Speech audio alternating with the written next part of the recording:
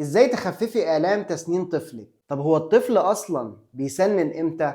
طب امتى نقول على طفل متأخر فعلا في التسنين؟ طب هو الطفل اللي بيمشي بدري بيسنن متأخر؟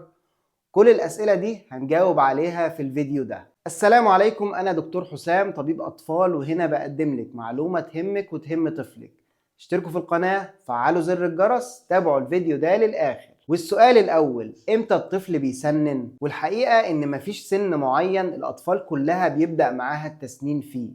يعني في بعض الأطفال ممكن تسنن على 6 شهور، وبعض الأطفال التانية ممكن تبدأ تسنن عند 9 شهور، وطبعا ده طبيعي وده طبيعي. اهم حاجة ان الاتنين سننوا في الحدود الطبيعية لأعمارهم. وخليني اضيف لكم ان في بعض الاطفال بتسنن بدري جدا، من سن الاربع شهور بيبدأ معاها التسنين. ده كمان في بعض الاطفال التانية بتتولد بسنان.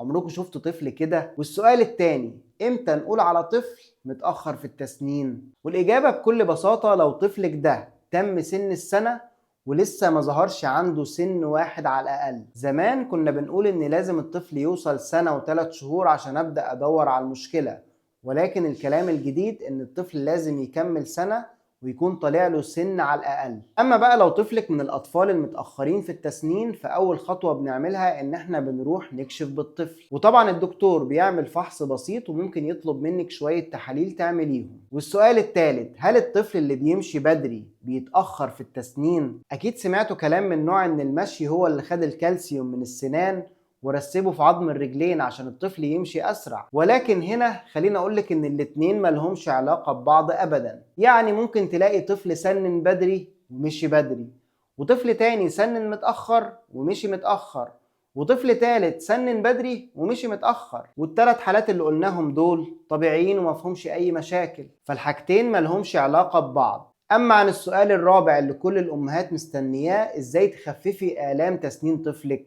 بص يا مامي، هقولك على 5 خطوات مجربة من أمهات كتير وفعالة جدا.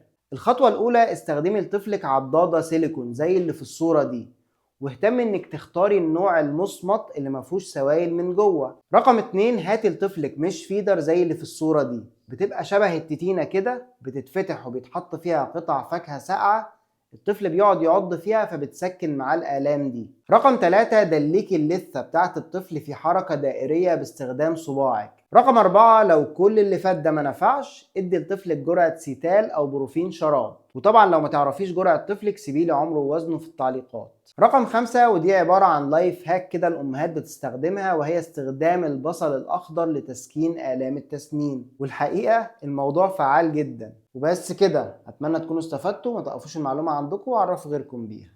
سلام.